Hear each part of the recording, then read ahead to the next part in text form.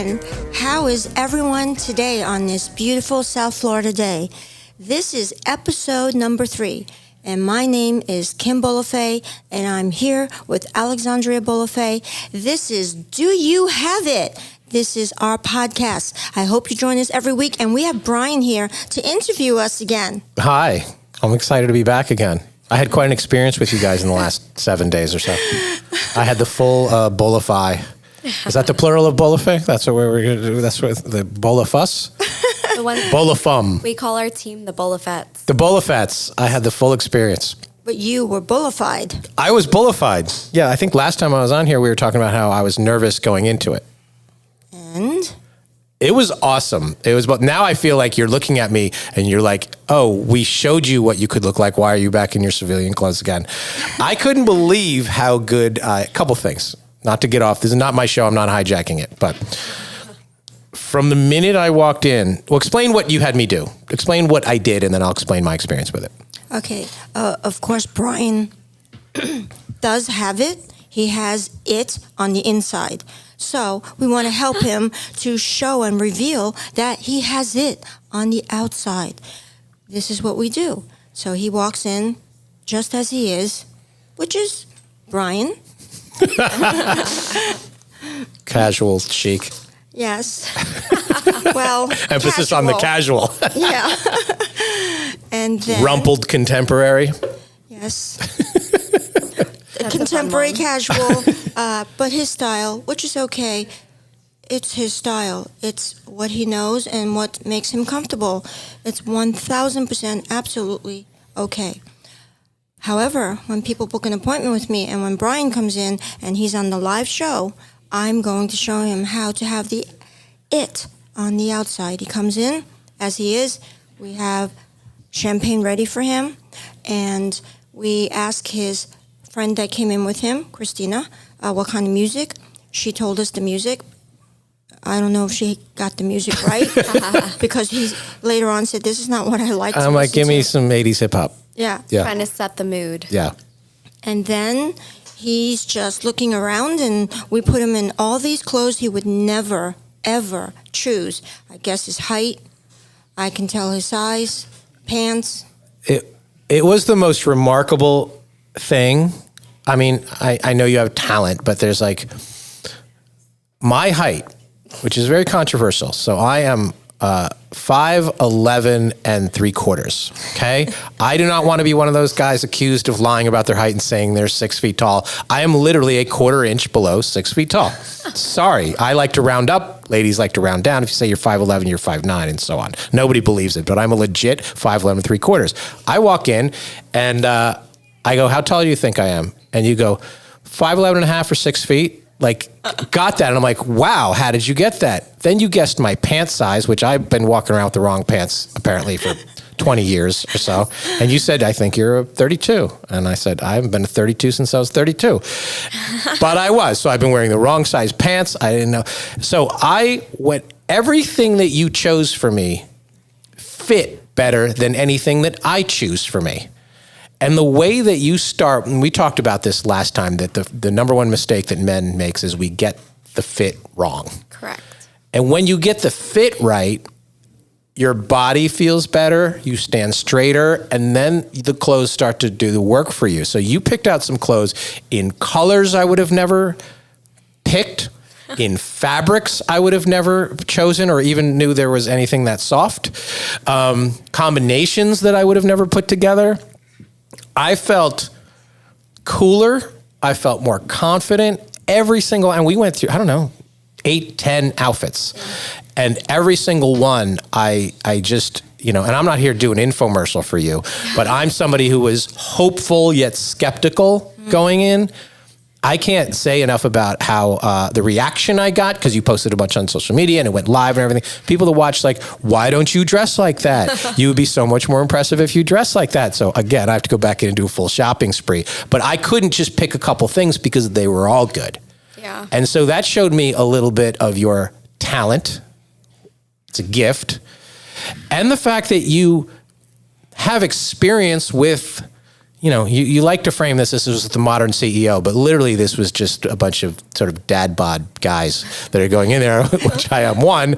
And I felt everything about it was a great experience, and everything about the result was positive.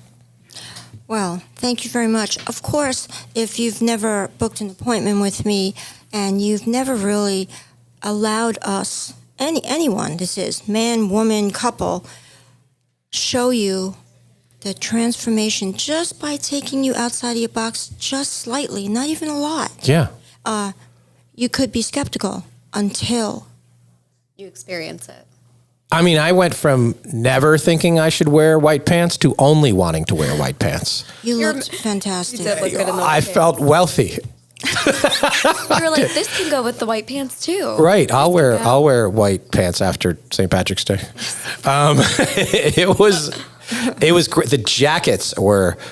We talked about that on the last show. Like, that's one article that can just make everything look good. They were the fit. What did you say about the shoulder? They were a hair wider than you would think. Is that what it was? Our Extended. patterns are a quarter of an inch wider on each side to give the man a bigger V, and then the waist would be slightly tapered, very slightly, in order to make him have that V shape. No matter what his dad bod or whatever his shape is, it's going to enhance it. It did. And the pants, once I changed back into my quote unquote regular clothes when I was done, I felt like one of those scuba divers who goes to the surface too quickly and they get all kind of dizzy. I was like, this is too radical a downward grade to my outfit. I went over to the Yard House and I had dinner, and I wish I stayed in the clothes. Like, I just didn't. It was such a radical difference, not only of how I perceived the clothing, but how I perceived myself. And it was like, oh, I can go to a higher level as a man, as a business owner, all of it. It was a really good experience. I told a lot of people about it. And people were like, I can't believe you did that. I can't believe you were so open to that. I'm like, I just had to trust her. And the second you guessed my height, I was sold. like, yeah, you didn't break out a tape measure. You didn't do anything. I was expecting to go in there with some old man tailor. That's what we're used to. Some guy on his knees with grabbing the inseam and like, and they never quite get it right. Like, most guys don't know what shirt size. We're just like, No, we're so experienced because we have styled, and I mean mega thousands of people in 30 years. It's not by a measuring tape, it's by eye. Right. Yeah. It's so instinctual for me, for Alexandria, that when we even style celebrities that fly in and we go to the studio, all we need is a photograph. If it's a true photograph that hasn't been altered, I'll already know, she'll already know what to bring them and how to take them outside of the box. Now I have a transition question. I was a willing participant.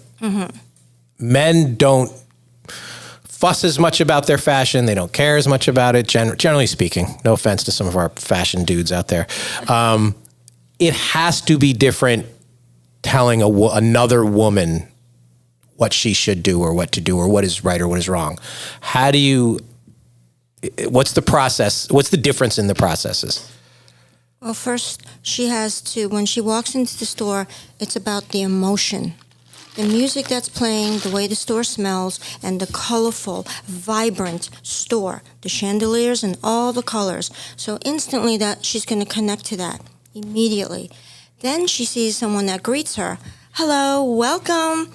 Big smile, and we are all dressed in silk, Italian clothes, whatever it is, it's a Bolufe outfit. That alone is the beginning. The moment she sees that, she's like, oh, okay. But she still may not have the confidence to think that she can improve on her looks, because usually what do women say? Oh, I can't wear that. I could never wear that. Or I'm too short for this, or I'm too heavy for this. And a lot of times I Do say you that have to him. play the game, though, where you have to guess her size 1 too low? It's like, what are you, a 2? Well, No. women do have a thing about that, though. Right. Like, You have to guess low, right? they'll think they're a small, and they won't shop unless it's a small. And I have to show them, look, I'm wearing a large right now. Right. You could fit in a large, too. Or you could also fit in a small. I'm a small, medium, and large in women's clothes. men are the same, by the way. If you tell a man he's a size 3XL shirt, Yeah, that's a fat guy shirt. He won't buy it. I wouldn't buy it either. There was a whole, I co-published a book years ago about the plus size modeling industry. It's called Such a Pretty Face.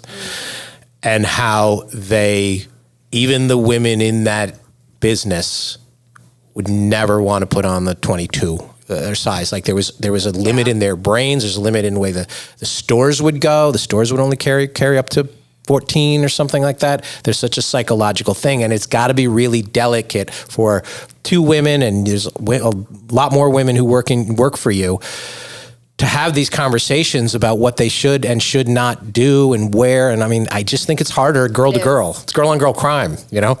Very hard. That's why when you go to a lot of these big conglomerate stores, the sizes are not really true. They're they make them feel good. Yeah. So if it's like, I'm an 8 at Bloomingdale's. Yeah. Yeah. Oh yeah. Or a brand. Yeah. Oh yeah. Or even a bra size. I won't name the stores, but the bra sizes, yeah. They'll tell you you're a 34 double D when you really know you're a 34, maybe B.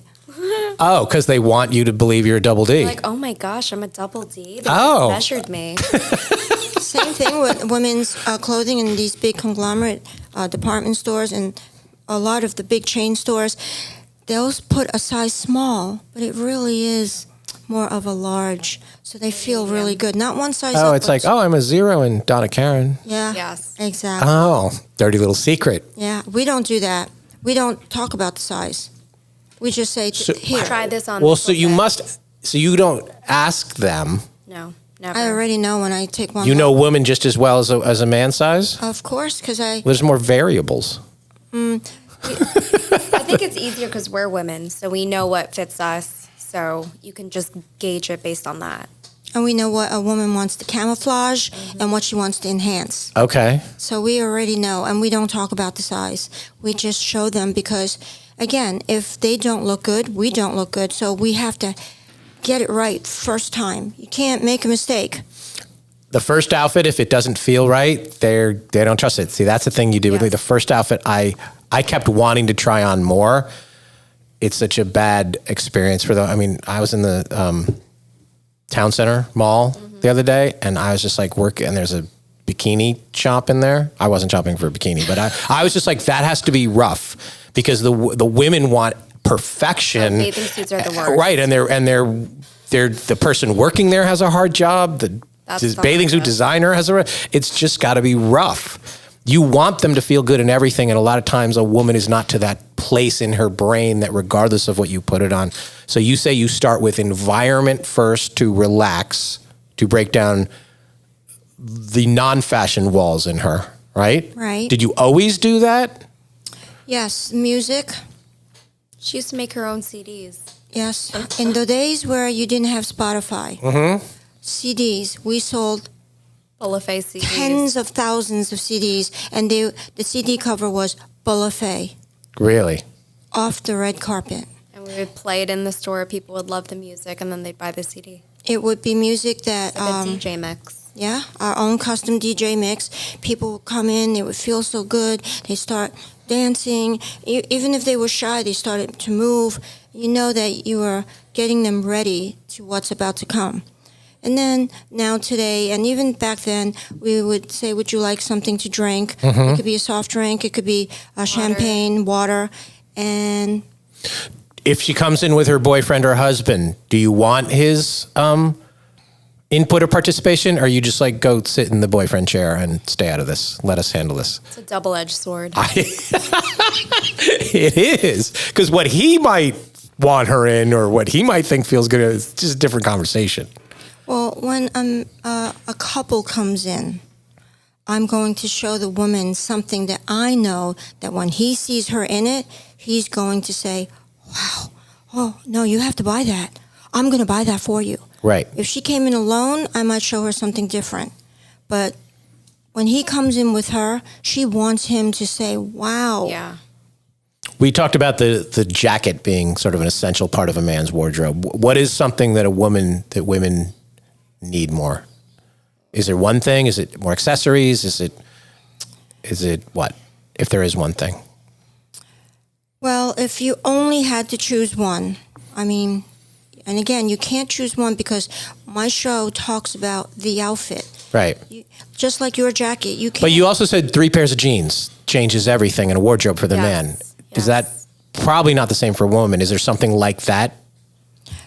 The jewelry has to be substantial, beyond anything she's ever seen. It cannot be a little fine piece of jewelry that you can buy at, say, David Yurman's, which I have a lot of that, right, in my own collection. But when you come to Bolufe, the jewelry that we show women are of semi-precious stone, natural rock, freshwater pearls, but so substantial that it'll take any ordinary T-shirt and make it into a spectacular outfit. Really? Very important. Huh. Gives it a little oomph.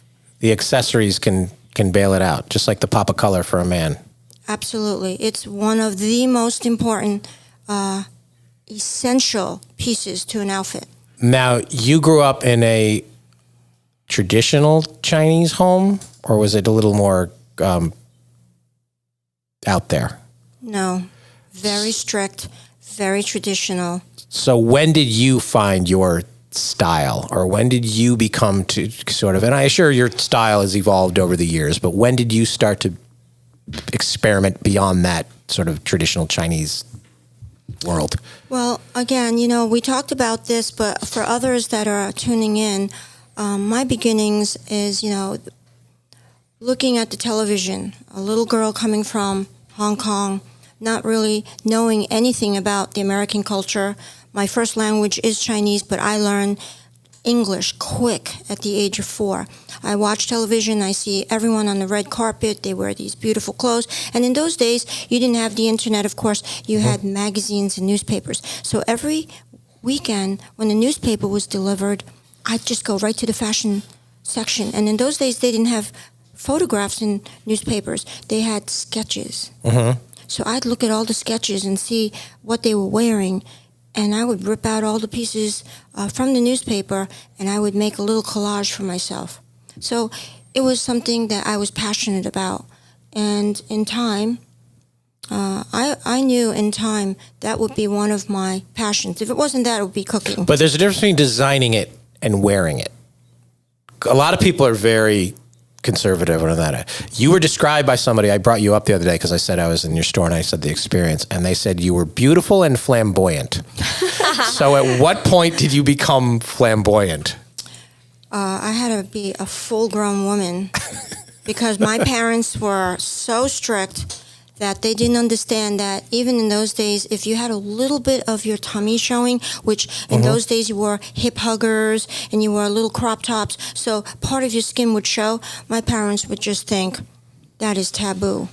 Yeah, oh, I'm sure. Yeah, but I would have to be a full-grown woman. But you liked it. Like, you liked pushing the envelope with your own fashion. So then you went through the experience that you are trying to give to your clients. Yes, I do push the envelope with my clients. Why do you need me? Why would you come here and book an appointment with me if you're going to get the same thing? Let's talk about who we had on the show this past Tuesday. Spectacular transformation. This woman and her husband do not wear anything but black and white, corporate. They are the goats of real estate, big time, up in Philly. And they always refer to me as the goat in fashion because I'm able to take her black and white conservative style and change it into blooming colors. Which and now she loves colors. She went crazy. Yeah, I mean, color changes everything, changes your personality. Yes. Makes you happy. So same question. Where was your mom on her fashion? Was she the same way from you were a little girl, or was there points along the line? And what was your own sort of journey in that? I mean, her fashion sense has definitely evolved with the times, but she was always, since I was little in fashion, I was always the overdressed child. We'd be going to dinner in Meisner, and I'd be in basically a ball gown. So she always dressed up. We were always well-dressed. So it just became natural for me. It was just a progression of what she started me off in. That also reminds me of something, a flashback, as Alexandria is talking.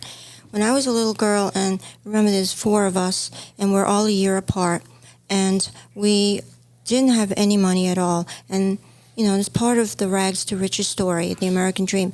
My mom made clothes for every one of us, the 4 of us, 2 boys, 2 girls. And they were well dressed. You would never know they were so poor. She was amazing. And everywhere we went, we take the subway, people coming onto the subway, the Caucasians, because in those days you didn't see any Asians anywhere. We were truly pioneers. People would come onto the train and say, "Oh my goodness, look at the way these little children are dressed. Let's sit across from them. Let's look at them." My mom was dressed impeccable, and the 4 of us had matching everything, just like what I do today. And, I just realized by telling you this now, that's probably where I got it. My brothers wore a matching hat. They wore a tie. They wore Shorts, a short. suspenders. Yeah, suspenders, shorts, the little suit jacket, socks and shoes to match. And at that time, I'm talking about the age of, if I was 6, it'd be 6, 5, 4, 3, 2. 6, 5, 4, 3. Even my sister at 3 in her little stroller was dressed impeccable. I have pictures that I know, I do too. you just cannot, unless you see it with your own eyes. Did you keep some of the, is Shanghai Tang still a brand? It's still a brand, but no, That was like they were trying to Asian up white people. Were you? Did you have any Chinese in your outfits, or were you strictly Caucasian in your wardrobe and your style? I would say the wardrobe, if you had to say one or the other, would be very modern, very American, but international accents here and there. But no, it was never Chinese or Asian. It was always a very individual thing. But yeah, now just talking about this, I do remember why I was thinking that earlier. That's why, because my mom dressed us in outfits. So not to age you any particular decade, but that was in the 60s. Right? Is there a decade that really spoke to you, even looking back now, that you're like, you know what? Because we look, in the 80s, we looked at the 70s, like, oh my God, that was terrible. In the 90s, we look at the 80s. We always look back and been like, oh my God, what was I thinking? But when you get a little bit of distance from it, even now, like the 60s seems super cool. And so does actually the 70s. A lot of those trends came back. I'm not sure It always comes back. It always comes back. Always. Is there a decade that you really think like the elements of that time are either timeless or they should come back again? Well, I would say every decade has its own individual personality, and everything does come back again. But I also, pardon? But different. But different. I also mention, I say this often on my show, and I said it on the podcast, that if you save something for, say, a decade, thinking, oh, it's going to come back, it will come back, but it's going to look different. So someone's going to know that jacket you bought 10 years ago is an old jacket from 10 years ago. Yeah, you put some paisley on me, and I made the joke like I hadn't had paisley on since the 80s, but it was a different kind of paisley. It was like a modern paisley. It was cool. It's not like old tacky. Yeah, it wasn't old. It didn't look like I got it at a thrift shop. Yeah, no, it did. Exactly. And a lot of the sort of the fun, there was a lot of fun in the 60s and the 70s. There was a lot of color. There was a lot of pattern. There was a lot of things like I see. You are swathed in color and pattern right now. Yeah.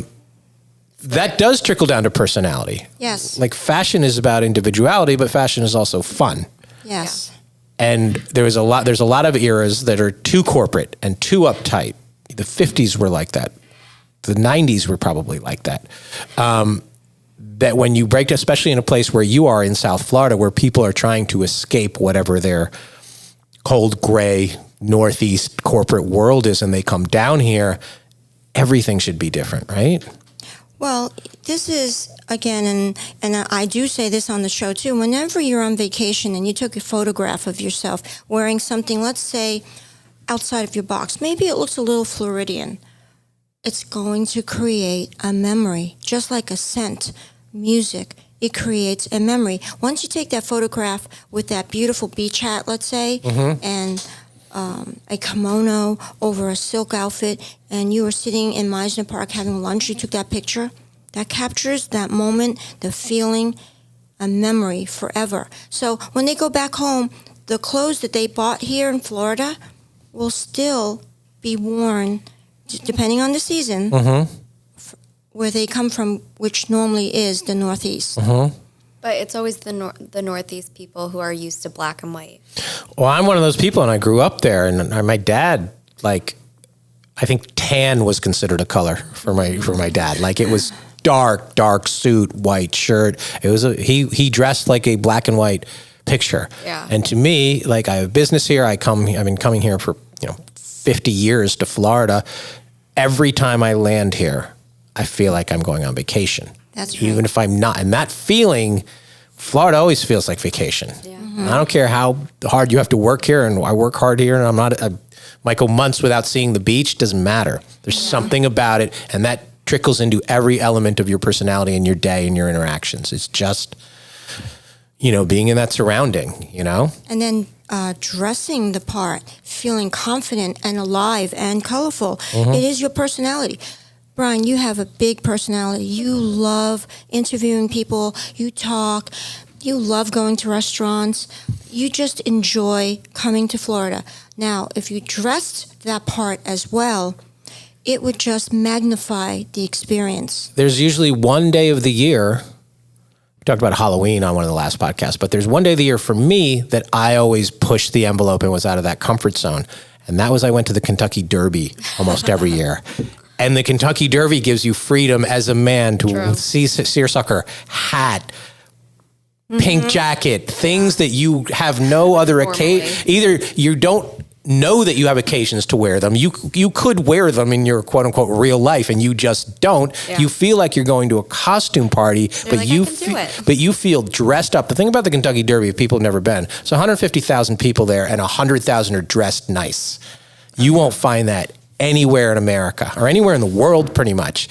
And people are there to like, this is my coolest, best outfit that I will ever put together. Yeah. And it's sad that I need that excuse should be able to do that on a Saturday night going to a nice restaurant. Yeah, absolutely. Talking about Kentucky Derby, yes, we dress a lot of people for the Kentucky Derby. And people get really creative for the Kentucky They do. Derby. I mean, the hat budget, especially for some of the women. You fly into Louisville that weekend, and everybody has a hat box on their lap because you can't put it in the overhead. And it's a thing. And if you go there a lot, you go on Kentucky Oaks Day, and you need a different outfit for the Derby and whatever. And you are there it's not just to dress to impress the people around you. You're dressing to impress yourself and just to feel good. And you feel awesome. And it's fun. It's so fun. You gamble a little more. You're a little more relaxed. You're a little free with the money. And you're just like this. It's an experience. Costume, which is essentially, you're not dressed like a superhero, but you feel like a superhero. You are dressed in a jacket and a pocket square and some shoes and some colors and the hat that you wouldn't normally wear. You go back to, the 1920s, and people used to dress to go to every day. Baseball game. You look at old videos of people at sports events or even theater events back or even on an airplane, and people used to dress up anytime they were in public. And somewhere along the line, we stopped doing that. Yes. Thankfully. But you go back, like now, nobody in the 1940s at a Yankees game had a jersey on. They had a suit on. They had a hat on. True. It doesn't necessarily look comfortable. It definitely looks stylish and definitely looks sharp. And so it's the equalizer, because you couldn't tell necessarily who did what for a living, because they all were dressed a certain way when they're out in public, Kind of back to what you were saying, you guys always look so well dressed. You would never know how poor they were. Yeah, fool a lot of people. And you can if you accessorize properly, you can look several rungs up the money demographic. And it doesn't have to be the most expensive jewelry, and it doesn't have to be any. It just shows a little taste, a little style, a little flair, and that you care. And that you care. That's a really good point. Yeah. A lot of people look like they don't care.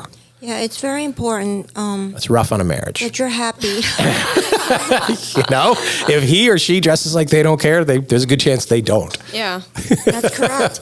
It's very happy comfortable for oneself to be happy with what you see in the mirror, because what you see in the mirror is what you're going to feel. And what you feel is how you're going to conduct yourself in the world. If you are all dressed up and you look at yourself in the mirror and you really like what you have on, it's going to give you that extra power. That day, whoever you meet, whoever you talk to, you're just going to have more confidence. You're going to be more bubbly. You're just going to be more happy. It's living life to the next level. It really is. If you had a word to describe your personal style, what is it? Bolufe. It must be nice to have your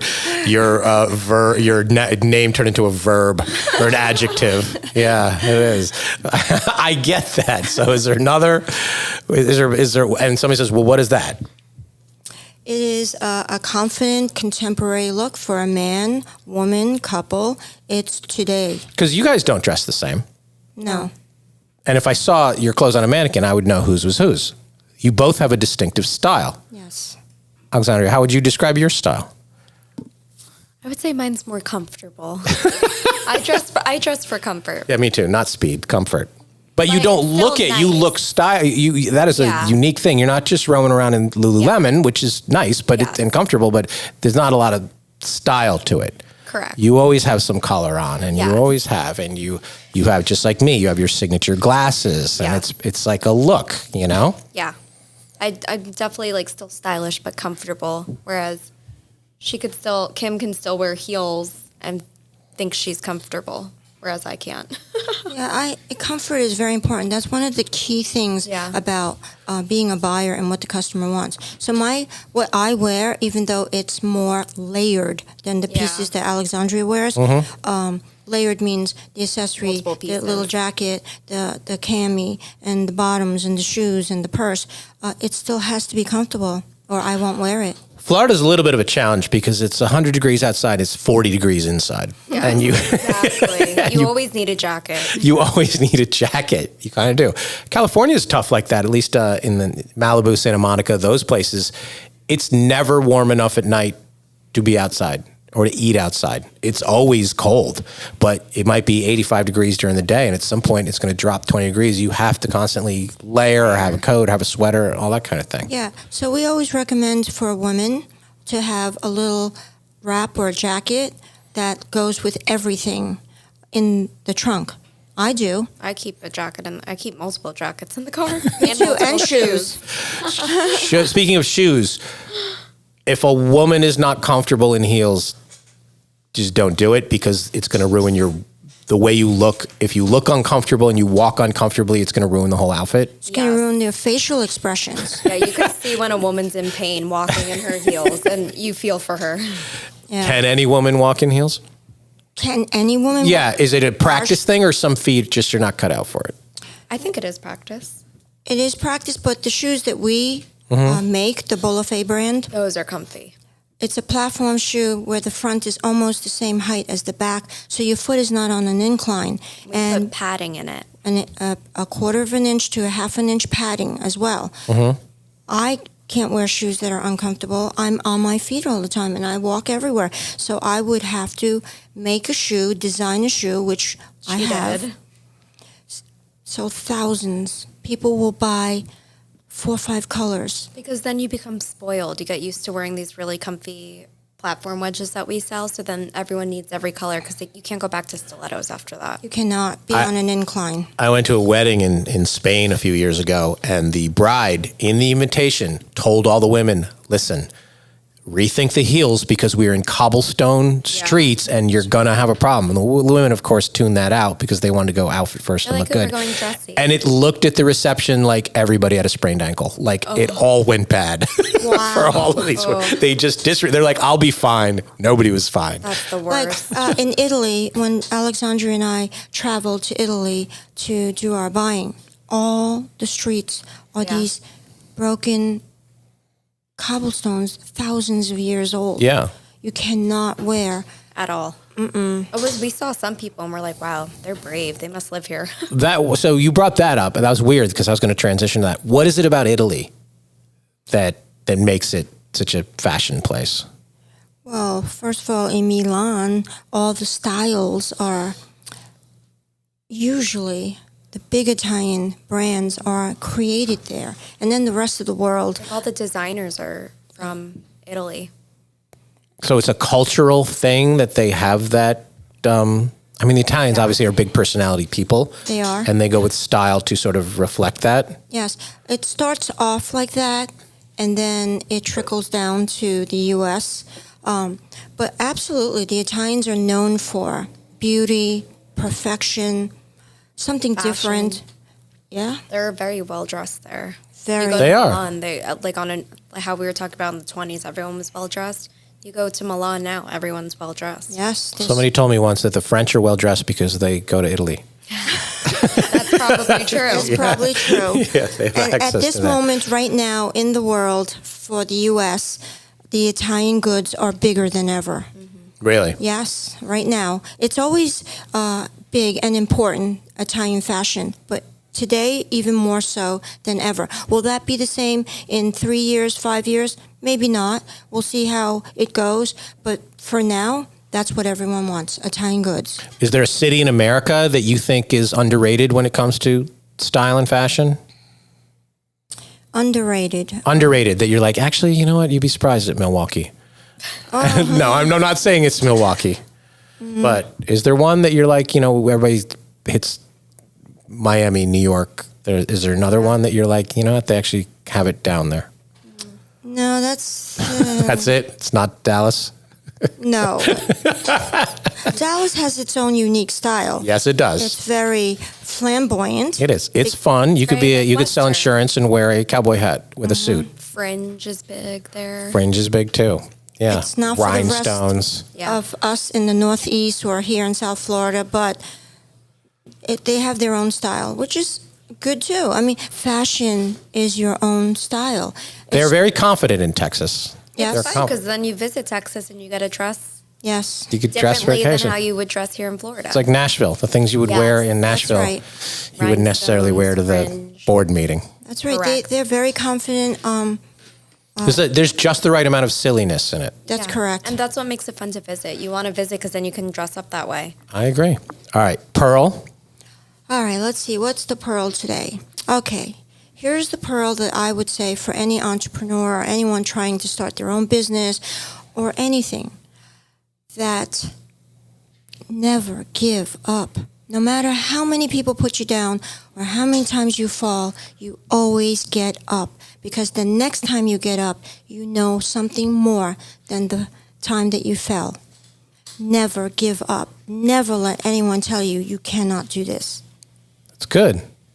That's how you have it, right? That's how you have it, and it continues to grow and multiply. All right. Well, I continue to grow and multiply. This feels good. This was good. I appreciate you letting me come in and ask you a million questions again. Tell everybody how they can track you down. Okay, please follow us. Do You Have It? Podcast on Apple, Spotify, or wherever you listen to your podcasts. And remember, every Tuesday night at 7:30 p.m. live on Facebook, we do the Kim Bolufe Show, where I show you so many styling tips for men, women, and couple. And every week is a new authentic customer that comes on to the show. And Alexandria, do you have anything to tell them? You can follow us on social media at Bolufe Boutique and shop us online at www.bolufeboutique.com. And our locations, Meisner Park, Boca Raton. We've been there 30 years, and we came back. It's going to be 30 years. We're going to do a ribbon cutting this summer. And we are also in Delray Beach on Atlantic Avenue. We've been there for 10 years. Anything else, Alexandria? That's all. Okay, and book a styling appointment with me. It will transform your life. Show me the love. Mwah!